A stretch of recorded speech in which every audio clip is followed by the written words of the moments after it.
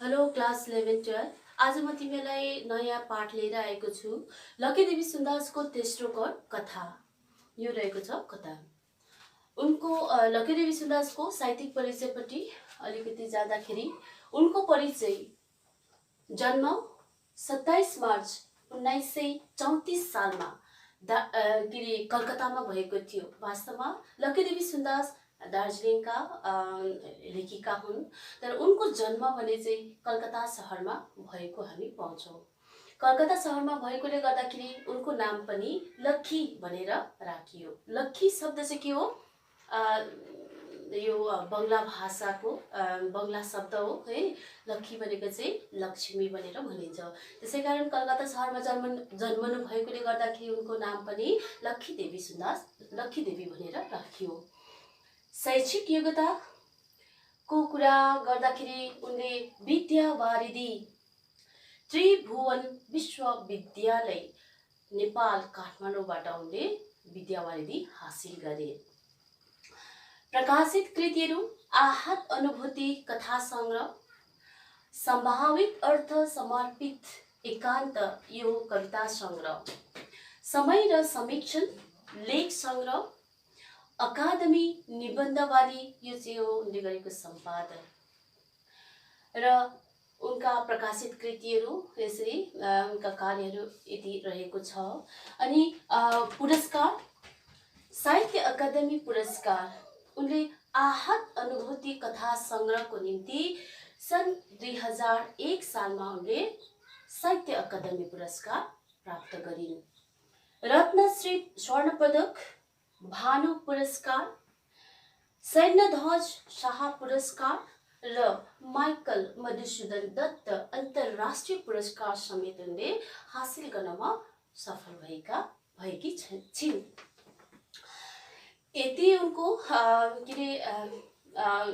काम कुरो अथवा योगदान पुर्याइसके पश्चात संसारभरिका भन्नाले भारतभरिका नागरिकहरूले स्वतन्त्रता दिवस मनाइरहेको बेलामा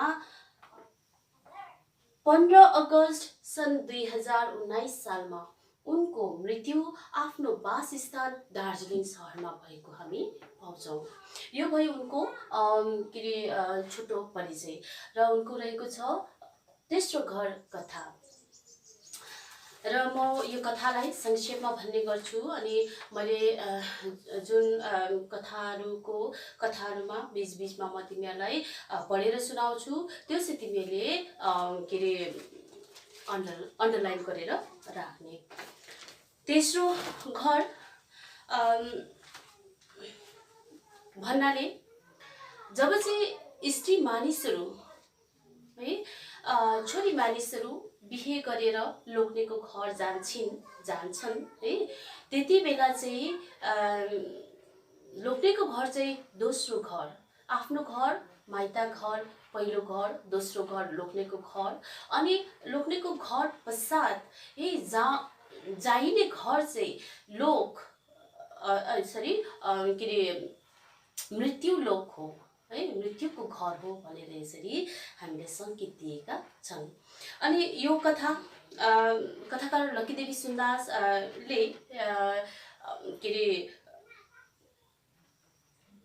यो कथाद्वारा के भन्न खोजेका छन् भन्दाखेरि पुरुष प्रधान समाजमा नारी जातिले खप्नु परेको दुःखलाई यसरी सजीव रूपमा देखाएका छन्।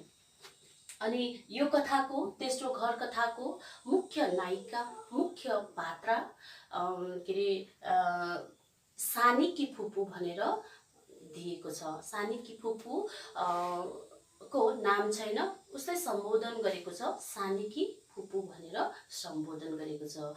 उनी हो कथाको मुख्य नायिका अथवा पात्र। कथा यसरी सुरु भएको छ है। कथालाई म छोटकरीमा भनिरहेको छु। सानीकी फुपूको नयाँ घर बनिएको छ। नयाँ घर प्रवेशको निम्ति साइत जुराएर पूजा लगाएको छ। तर घर मालिकनी भन्नाले सानीकी फुपूको नयाँ घर बनाएको छ। तर सानीकी फुपूको मन खुसी छैन। आफ्नै नामको घर भएको हुँदा पनि उनको मन दुखी थियो। पुरोहित बोलाएर पूजापाठ गराउँदा पनि उनको ध्यान भने अन्त कतै थियो। आँखामा भरिएको आँसुले नदेख्दा भुइँमा सारीको फेर अल्झेर झन्डै लड्न पुगे। तर अरूले आँसु देख्छ भनेर धुवाले बिजाएको भन्ने बहाना बनाए तापनि उनको अनुहारबाट आफू दुखी भएको कुरा स्पष्ट देखिन्थ्यो। है, यो कुरालाई किताबमा, तिमीको किताबमा पृष्ठ संख्या 47 पेज नम्बर 47 मा पहिलो अनुच्छेदमा यसरी वर्णन गरिएको छ। हेर, अनि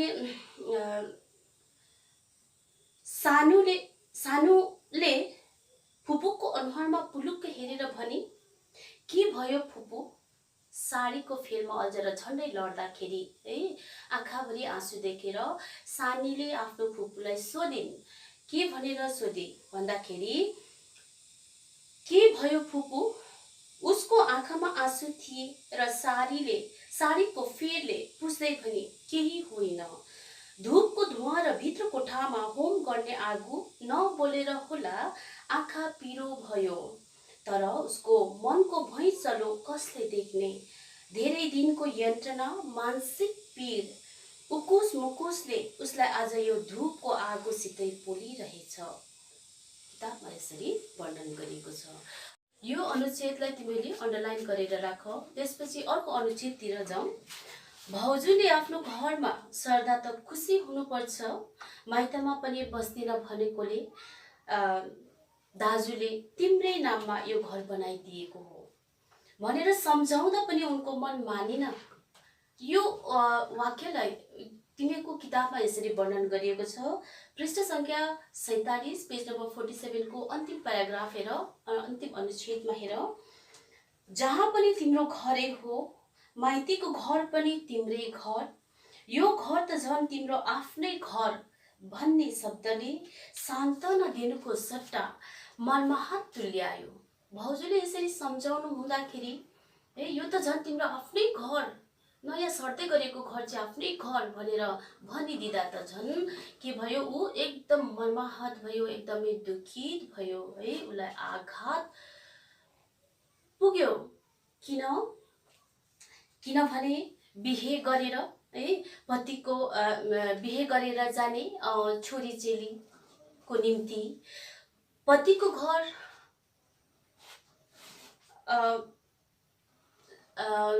घर चाहिँ दोस्रो घर हो है। अनि त्यो भन्दा अघिल्लो घर चाहिँ आफ्नो घर, आफ्नो माइता घर पहिलो घर है। अनि दोस्रो घर बिहे गरेर पतिको घर गइसके पश्चात पतिको घर दोस्रो घर, अनि तेस्रो घर चाहिँ मृत्युको घर हो। यो अघि पनि मैले भनिसकेको थिएँ भन्ने मान्यता राख्ने उनले आज तेस्रो घरमा सर्नु परेको अवस्थालाई दुर्भाग्य सम्झेकी छन्। अथवा नमरिकन नै मैले चाहिँ मृत्यु लोकमा प्रवेश गरिरहेको छु। त्यो आज नयाँ घर जुन चाहिँ बनिएको छ त्यो घरलाई चाहिँ उसले घर नसम्झेर एक्लै बस्नुपर्ने है। अनि एउटा त्यो र्याङती घरभित्र है घरलाई चाहिँ एउटा मृत्युको घर भनेर सम्झेको छ है। अन्त त्यसपछि चाहिँ उसले के गर्यो, यो चाहिँ मेरो के हो, दुर्भाग्य हो, यो मेरो दुर्नियतिको के अरे कुरा हो भनेर उसले सम्झेर एकदमै मर्माहत भएकी छिन्। अनि त्यसपछि अर्को अनुच्छेदतिर हेर। बाजेले बाहिरको विधि सिद्ध्याएर भित्रको पूजा सुरु गरे, तर घर सानीकी फुपूको आफ्नो नामको घर भए तापनि उसलाई त्यो घर प्रति उस्तो मोह छैन। हामीलाई थाहा छ यो पूजा चाहिँ के गरिरहेको छ, पुरोहित बाजेले, बाहुन बाजेले, ब्राह्मणले एउटा नयाँ घरको के अरे घर पैँचोको पूजा गरिरहेको छ। घर माने नयाँ घरको निर्माणको प्रवेश पूजा गरिरहेको छ है।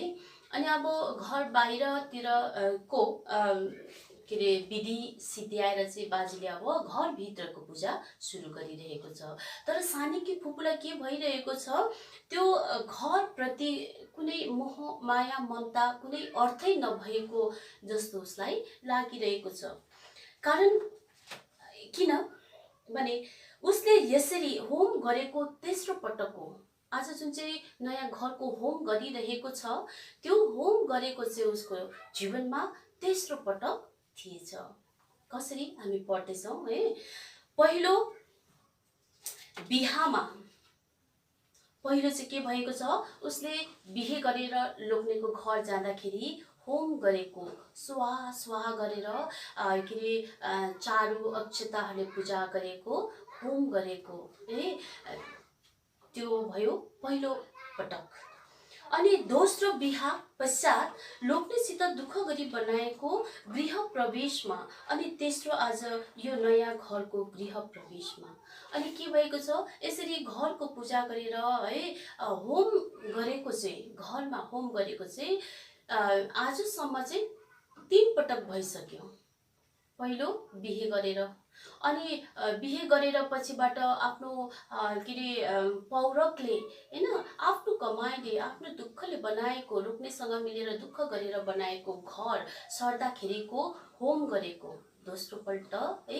अनि तेस्रो पल्ट चाहिँ आज उसको आफ्नै नामको घर है को पूजा को होम गरेको तेस्रो पल्ट उसले यो आज होम गरिरहेको छ। र अब के भएको छ, यो कुरालाई चाहिँ तिमीको किताबमा कसरी वर्णन गरिएको छ भन्दाखेरि तिमीको पृष्ठ संख्या मा जाऊ, 49 59 पेज नम्बर 59 को पहिलो फर्स्ट लाइन सेकेन्ड लाइन, पहिलो पटक अन्डरलाइन गरेर राख यसलाई पनि। पहिलो पटक दुलै हुँदा यज्ञ मण्डपमा दुलासित बसेर होम गरेकी, अघि मैले पढेर सुनाए संक्षेपमा। दोस्रो, अघि घर पैचो गर्दा र आज यो तेस्रो पटक है ऊ जिल्ल परी। अनि के भयो, अब यसरी होम गरेको चाहिँ तेस्रो पटक भइसक्यो है। अनि उसलाई यो घर प्रवेश के अरे नयाँ गृह प्रवेशको होम चाहिँ उसलाई के भइरहेको छ, एकदमै त्यो होमले चाहिँ मर्माहत दुखी तुल्याइरहेको छ। कारण तिमीले बुझिसक्यौ है, र यसलाई अन्डरलाइन गरेर राख। अनि यसरी माइतामा काजी छोरी भए तापनि ससुरालीमा जेठी बुहारी भइन् सानीकी फुपू। त्यसो हुँदा धेरै जिम्मेवारी पनि वहन गर्नु पर्यो। जीवनमा धेरै दुःख झेलेर आफ्नो घर बनाएका थिए। लोग्ने स्वास्नी मिलेर बनाएको त्यो घरमा उनको कति धेरै योगदान थियो, कति धेरै त्याग थियो है। अनि धेरै इच्छाहरूलाई तिलाञ्जली दिएर घर बनाएका थिए। अनि यो कुरालाई पनि तिमीहरूको किताबमा वर्णन गरिएको छ, पेज नम्बर 50 मा वर्णन गरिएको छ। अनि जीवनको सुरुवातदेखि नै सानीकी फुपूले के अरे प्राइमेरी गुरुमा काम गर्थिन् है। लोग्ने सुरुमा साधारण बिहे गर्दाखेरि चाहिँ लोग्ने साधारण ठेकेदार मात्रै थियो, कन्ट्र्याक्टर, सानो कन्ट्र्याक्टर मात्रै थिए। ठेकेदार भनेको कन्ट्र्याक्टर है। पछि उनीहरूको आर्थिक अवस्था सुध्रिँदै गयो। लोग्ने कन्ट्र्याक्टर ठेकेदार भनेको चाहिँ यसरी के अरे ठेकेदार भनेको चाहिँ सानो सानो कन्ट्र्याक्टरकोबाट चाहिँ सानो सानो काम गर्ने एउटा साधारण कर्मचारी मात्रै थियो है। अनि पछिबाट के भयो, उनीहरूको आर्थिक अवस्था सुध्रिँदै गएपछि है के अरे सानीकी फुपूको लोग्ने पनि के भयो, ठुलो कन्ट्र्याक्टर भए है, ठेकेदार, ठुलो के अरे ठेकेदार भए। पैसा कमाउन थालेपछि लोग्नेको आचरण बदलन थाल्यो। समय बित्दा नबित्दै के भयो, उनीहरूको आर्थिक अवस्था सुध्रिँदै गए है। तर लोग्नेको आचरण है, उसको स्वभावहरू पनि एकदमै के हुँदै गयो, परिवर्तन हुँदै गयो। र तिमीहरूको पेज नम्बर 50 को के अरे पहिलो अनुच्छेदमा हेर। तर यसरी पतिको होइन लोग्नेको आचरण बदलिए तापनि तर सानीकी फुपूले काम छोडिन, ठुला ठुला भोज र समारोह पनि गएन, धेरै देखावटी नगरेर आडम्बरहीन सरल जीवन बिताएर बस्नमा नै उसलाई सन्तोष लाग्यो। सानीकी फुपूको कुनै आचरण है व्यवहार कुनै के अरे स्वभाव बदलिएन। उनी जस्ता थिइन् है बिहे गरेर आउँदाखेरि जस्ता थिइन् त्यस्तै रहेको थियो। तर लोग्नेको चाहिँ आचरण के अरे समय सँगसँगै बदलिँदै गयो। र एक दिन के भयो के अरे त्यही आचरण बदलिएको कारणले गर्दाखेरि उनीहरूको जीवनमा ठुलो भुइँचालो चल्यो है। र तर सानीकी फुपूले आफू शिक्षिका भएकोले गर्दाखेरि चाहिँ उसले के सम्झन्थे भन्दाखेरि के अरे स्कुलमा आउने थुप्रै केटाकेटीको अनुहारमा देखि आफ्ना छोराछोरीको अनुहार है, यी मेरा छोराछोरी सन्तोष त्यसैमा। तर समयले उसको त्यो घर र घरको जानहरूमा र लोग्नेमा समेत परिवर्तन ल्याइदिसकेको थियो। भन्नुको मतलब के हो, यसरी आफू बाट कुनै सन्तान कुनै छोराछोरीको जन्म हुन सकेन। तर उसले आफूले पढाएको छोरा जति पनि विद्यार्थीहरू थियो है नानीहरू थियो उनीहरूलाई नै आफ्नो छोराछोरी सम्मान उसले प्रेम गर्थे, माया गर्थे र छोराछोरी आफ्नो छोराछोरीको अनुहार उनीहरूको अनुहारमा देख्थे। र यसरी छोराछोरी आफ्नो कोखबाट कुनै सन्तान के अरे जन्म नहुँदाखेरि के गर्यो, लोग्नेको परिवारहरूले पनि उसलाई अत्याचार गरे। र एक दिन के भयो,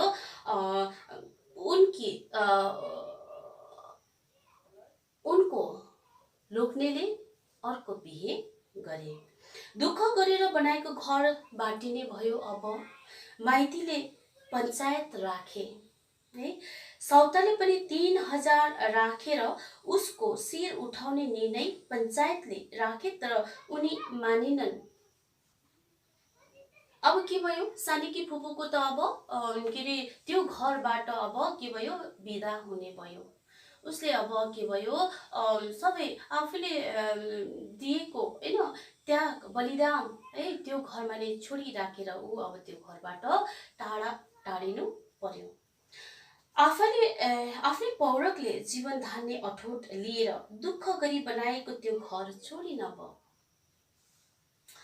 र माइता छोडिन् है। त्यसपछि माइता बसिन्। तर सधैँ माइतीको भार बन्ने उनलाई चाह भएन है। त्यसैले त्यही पैसाबाट 3000 रुपियाँ तोकिदिएको थियो पञ्चायतले है। यति भए पुगिहाल्छ भनेर चाहिँ के गरेको थियो, पञ्चायतले पनि यसरी डाकिदिएको थियो। अनि डाक्दाखेरि चाहिँ सानीकी फुपूले के गरे, म आफ्नो पौरखमा चाहिँ के गर्छु, मेरो जीवन धान्छु, मलाई यति रुपियाँ को मोल नगर, मेरो जीवनसँग चाहिँ 3000 रुपियाँको मोल नगर, म आफ्नै के जीवन धान्न सक्छु भनेर उसले छोटो संवादमा यसरी उनले बोले। पेज नम्बर 51 मा हेर, माथिल्लो के अरे फर्स्ट पहिलो अनुच्छेदमा नै रहेको छ। उनको नारीत्वले यस्तो दयालाई सहन सकेन है। सबैले अब पतिले पनि के गरे, उनलाई हेला गरे है, छोडिदिए। पतिको परिवारले पनि उसलाई छोडिदिए, त्यागिदिए र ऊ एक्लो भयो। र उसले के गरे, आफ्नो दाजु आफ्नो माइतीको सहारा लिएर उसले के गरे, यसरी बोले। एकै शब्दमा उनले भने, चाहिएन भनेको चाहिँ पञ्चायतले तोकिदिएको रकम 3000 रुपियाँ है, त्यो रुपियाँ मलाई चाहिएन, आफ्नै खुट्टामा उभिन सक्छु, यति मात्र संवाद उसले बोल्न सके। र यो संवादलाई तिमीले अन्डरलाइन गरेर राख। अनि के भयो, त्यसै पैसाले पछिबाट दाजुले एउटा उनलाई नयाँ घर बनाइदिएका हुन्, जुन घरको प्रवेशको पूजा अहिले भइरहेको छ, जुन चाहिँ हामीले अघिदेखि पूजा भइरहेको छ, नयाँ घरको प्रवेशको पूजा भइरहेको छ है। पुरोहितले पूजा गरिरहेका छन्, बाहिर भित्र पूजा गरिरहेका छन्, तर सानीकी फुपू अथवा घर मालिकको भने मन एकदमै मनमोहक भएका छन् भन्ने कुरा हामीले पढिरहेका थियौँ हैन। के कारण रहेछ? यही कारणहरूले गर्दाखेरि यो घर चाहिँ उसको निम्ति एउटा के रहेछ, के अरे मनसाईको घर जस्तो, ताकि कसैले छुन नसक्ने, कसैले त्यहाँनिर प्रवेश गर्न नसक्ने एउटा मृत्युको घर जस्तो उसलाई लागिरहेको छ हैन। उसले सम्झिरहेको छ, त्यसै कारण मनमोहक भएका छन् भन्ने कुरा हामीले बुझ्यौँ। र यो नयाँ घर आफ्नो नामको भए तापनि अपुरो छ है सानीकी फुपूको निम्ति। अनि लोग्नेसँग छुटिएर अलग बसेको देख्दा उसलाई गाउँ समाजले कुन दृष्टिले हेर्ने हो है भन्ने सङ्कोच पनि छ सानीकी फुपूलाई। अब समाजमा बस्न पनि उसलाई हम्मे परिरहेको छ। गाउँ समाजले मलाई के भन्ला है, बिहे गरेर गएपछि छोरी चेलीको मनमा एउटा ठुलो त्याग हुन्छ, एउटा बलिदान हुन्छ, एउटा ठुलो आशा बोकेर चाहिँ लोग्नेको घर गएको हुन्छ। तर के गर्यो, लोग्नेले सम्झि नदिँदा, बुझि नदिँदाखेरि, अनि साथसाथै लोग्नेको घर परिवारले यसरी बुझि नदिँदाखेरि सानीकी फुपूले यसरी भौतारिनु पर्यो, उसले सहनु पर्यो है। उसको अवस्था के भयो, एकदमै शोचनीय अवस्था भएको हामी देख्छौँ। र अब यसरी त्यो घरमा है बाँचुन्जेलसम्म बस्नै पर्छ भनेर बनाएको जस्तो, जहाँ कुनै अर्थ छैन, कुनै रस छैन है, र आनन्द नभए जस्तो उनलाई लागिरहेको छ। अब त्यो घरमा कसरी बस्ने, एक्लो जीवन कसरी धान्ने, म त अब एउटा मृत्युको लोकमा, मृत्युको घरमा बसिरहेको छु, जहाँ कुनै रस छैन, कुनै अर्थ छैन, कुनै जीवन छैन भन्ने उसलाई लागिरहेको छ। मानौ यो घर एउटा के जस्तो लागिरहेको छ उसलाई, किताबमा पनि वर्णन गरिएको छ है। तिमीहरूको पेज नम्बर पृष्ठ सङ्ख्या 50 को माथि के अरे पहिलो अनुच्छेदमा यसरी वर्णन पनि गरिएको छ कि भनेको छ, तर अहिले होडमा र मर्यादाको निम्ति र यस उसलाई ठुलो बनाउने, मर्यादा दिन यस्तै दया गरेर उसको भाग छुट्याएर पर सारिएको त्यो घर है। अनि त्यसैले उसलाई यो घरको अर्थ लाग्यो मनसायको है। त्यो घरको अर्थ उसको निम्ति मनसायको अतिरिक्त के होला है, यसरी उसले सोचिरहेको छ। मनसायको यो घरलाई, घर सँगसँगै मलाई पनि मनसाएर टाढा राखेको छ भन्ने उसको मनमा एकदमै त्यो मानसिक पीडा भइरहेको छ। अनि यो कथा यतिमै सिद्धिएको छ है। अनि अब गाउँघरमा अब सानीकी फुपूले धेरै कुराहरूको सहन गरेर बस्नुपर्ने बाध्यता उसलाई परेको छ। जबसम्म आफ्नो प्राण रहन्छ है, जीवन रहन्छ, तबसम्म त्यो घरमा ऊ बसिरहनु पर्यो भन्ने बाध्यता पनि उसको जीवनमा आइपरेको छ भनेर यसरी लक्ष्मीदेवी सुन्दासले नारी प्रतिको अन्याय र अत्याचारलाई यसरी सानीकी फुपूको कथाबाट चाहिँ, यो माध्यमबाट चाहिँ, यो कथाको माध्यमबाट चाहिँ हामीलाई सुनाउन चाहेका छन्। आजभन्दा धेरै वर्ष अगाडि के थिए हाम्रा के अरे समाज, देश है अशिक्षित थिए है, अशिक्षित थिए, असभ्य थिए है। धेरै कुरोहरूमा हामीलाई के अरे अघि बढ्नु है, नारी जातिहरू चाहिँ अघि बढ्न सक्दैन थिए।